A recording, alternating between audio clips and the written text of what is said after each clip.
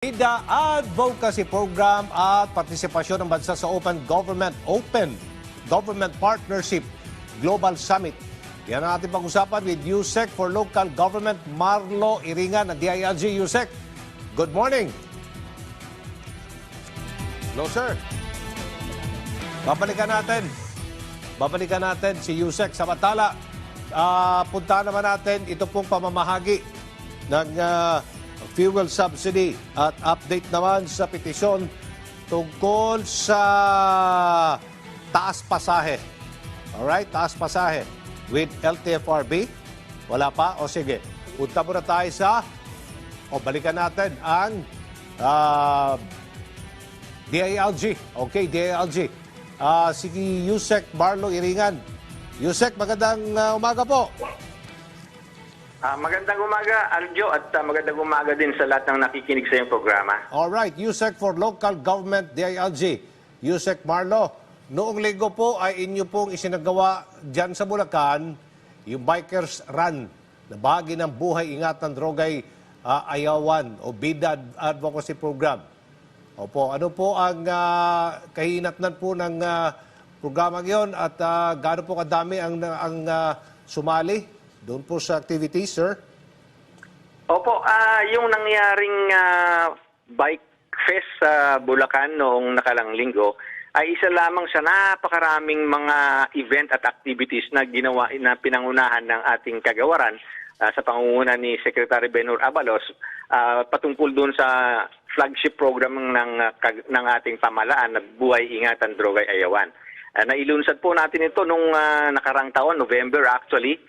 At napunta na po tayo sa iba't ibang bahagi ng Pilipinas na nagkaroon ng bike fest, fun run, at hindi lang po yun, no? Napakarami nating mga ugnayan sa iba't ibang sektor ng lipunan at sa iba't ibang level ng pamahalaan nang sa ganon ay makuha yung kanilang suporta sa ating whole of nation, whole of government approach against illegal drugs. Ang report po sa amin ay mahigit 3,000 ang nakilahok nung linggo dyan sa may Bulacan, probinsya ng Bulacan. So ito'y dadalhin din sa iba't ibang lalawigan outside Metro Manila? Opo, nangyari na po yan. Nagawa na po natin sa iba't ibang bahagi ng Pilipinas at iyan ang isa sa mga gagawin pa natin sa mga susunod na araw. Subalit katulad ng nabanggit ko, this is only one of the strategies to generate support to the against illegal drugs. Nakikipag-ugnayan din po kami halimbawa sa Philippine Basketball Association, sa mga sports association nang sa ganoon suportahan ng mga athletes na siyang tinitingala, iniidolo ng karamihan sa mga kabataan. Suportahan itong laban natin sa illegal drugs. Nakikipag-ugnayan kami sa mga iba't ibang malalaking kumpanya katulad ng SM. Nang sa ganoon ay magkaroon sila ng initiative or intervention for a drug-free workplace. At yun na nga po, pati sa lahat ng mga eskwelahan, mga universidad at mga kolehiyo ay hinihikayat din sila na tumulong sa laban sa illegal na droga. But more importantly, Aljo, ang ginagawa natin ay bumababa tayo sa barangay, making sure na itong ating mga barangay anti-drug abuse committees ay functional at ginagawa yung kanilang mga trabaho.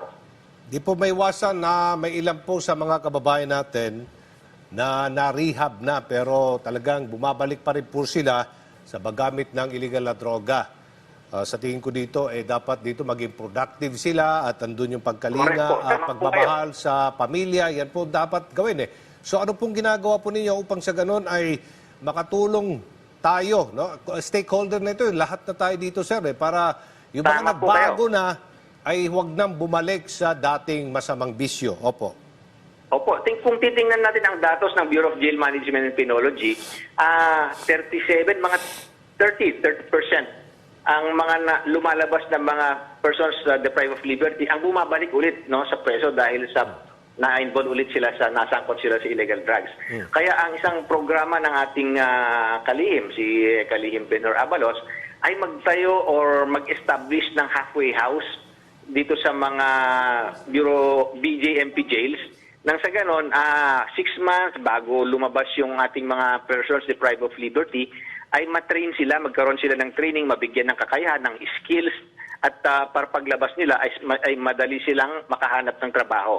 Kaya po nakikipag-ugnayan din tayo sa mga iba't ibang kumpanya na kung maaari ay bigyan nila ng another chance itong mga PDLs na lumalabas, no? Nang sa ganun, they will be properly mainstreamed into society. So yun po yung isang ginagawa ng ating kagawaran through the Bureau of Engineering Management and Technology. Ano naman po ang detalye sa naging participation ng DILG sa Open Government Partnership Global Summit sa Estonia, sa Europa ito? Ano po layunin? Last week, sa kautusan ni Secretary Abalos ay nakilahok tayo dun sa Open Government Partnership Summit na ginawa sa Estonia. Ito ay nilahukan ng 75 mga bansa at mga 104 local government units, no, which seek to strengthen democracy and deliver better societal outcomes in partnership with civil society. At doon po, sa iba't ibang session ay naibahagi natin kung ano yung ginagawa ng ating pamahalaan, lalong-lalo na ng aming kagawaran at ang ating mga local government unit, nang sa ganun ay maisulong ang participatory governance. At ang mga nabanggit ko nga po doon ay mga ito. Number one, sa iba't ibang barangay sa buong Pilipinas, that is 41,000, ay nagsasagawa sila ng barangay assembly meetings at least twice a year kasi yun ang nakasaad sa local government code. No? Sa mga barangay assembly meetings na ito, ay hinihikayat natin yung mga members ng barangay assembly, yung mga tao sa barangay na makilahok na sa ganon ay marinig nila kung ano yung mga proyekto at programa na pinaggamitan ng mga pondo ng barangay, kung ano yung mga accomplishment ng barangay, kung ano yung mga plano na gagawin pang mga proyekto, at most importantly, ay marinig din sa ating mga barangay assembly members, no, ang kanilang mga rekomendasyon nang sa ganon ay mas mapaganda pa at maisulong yung progreso ng barangay. Isa po yun. Pangalawa, ibahagi rin natin doon sa mga kalahok, no, galing sa iba't ibang bansa, yung pagpapatupad ng requirement ng Republic Act 7160 na kung saan sinasabi yung mga local special bodies like yung local development council, local school board, dapat may miyembro na galing sa civil society. At ito po yung ginagawa ng ating mga LGUs, lalo na pag natapos yung election. Pinapare-organize natin mga yan at sinisiguro natin na tumutupad sila doon sa nilalayo ng batas.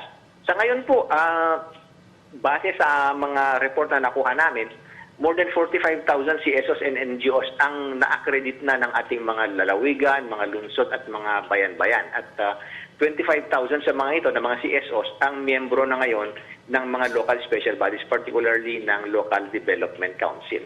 Naibahagi rin natin yung ginagawa natin na Dagueao Town Hall meetings na kung saan ang mga opisyal ng pamahalaan, mga academe, mga local resource institute ay nakikipagpulong at nakikipag-usap sa mga mamamayan, no, sa mamamagitan ng town hall meetings nang sa ganon ay mapagtagpi-tagpi nila at mapagtagpo-tagpo nila yung kanilang mga magagandang ideya at to come up with the programs and projects that will be more responsive to the obtaining situation in the municipality. Meron din po tayong tinatawag na full disclosure policy ng ating mga local government units na kung saan itong ating mga provinces, cities, and municipalities are required to post in the portal 14 documents, no, particularly financial documents, that can be accessed by the people, no, anytime. So yun po yung mga ilan sa mga naibahagi natin na mga good practices, no, ng ating mga lokal na pamahalaan in order to pursue and promote participatory governance and people empowerment. Okay. Mula po sa summit na ito, sir, may mga nakuha ba tayong mga pointers mula sa ibang local government units, mula sa ibang bansa na magagawa meron po natin? tayong nakuha.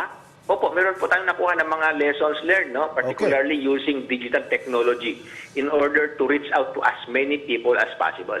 So, yun po yung isa rin sa magandang ginagawa ng mga kalahok na galing sa ibang bansa. At ang ginagawa na rin naman natin, pero hindi pa natin na maximize talaga, yung potential, no, of digital technology to make participatory governance more relevant and more productive. Mensahe na lang po sa ating mga kababayan, Yusek. Ano po yun? Ulit? Mensahe na lang, sir, sa ating pong mga Mensahe? kababayan. Opo. Go ahead po. mula sa kagawaran ng Interior at Lokal na Pamahalaan, kami ay nagpapasalamat sa lahat ng suporta ninyo sa aming mga programa, lalong-lalo na itong programa sa illegal na droga. Ito po ay isang whole of government approach, no? Nang sa ganoon ay matuldukan na natin ang problema sa illegal na droga. Hindi po namin kaya dito sa kagawaran, dito sa gobyerno, kung kami lang. Hindi po kaya ng pulis, ng PIDEA, no, na gawin ito. Magiging successful lamang itong programa natin kung susuporta at tutulong at ibang sektor ng lipunan, lalong-lalo na yung mga kabataan, yung mga Parents Teachers Association, yung mga civil society organizations, no? Dahil sa naniniwala po kami na as we put our heads, our hearts, and our hands together, no, we can achieve more for our communities and for our country. Thank you, Yusek, for Local Government Marlo Iringa ng DILG.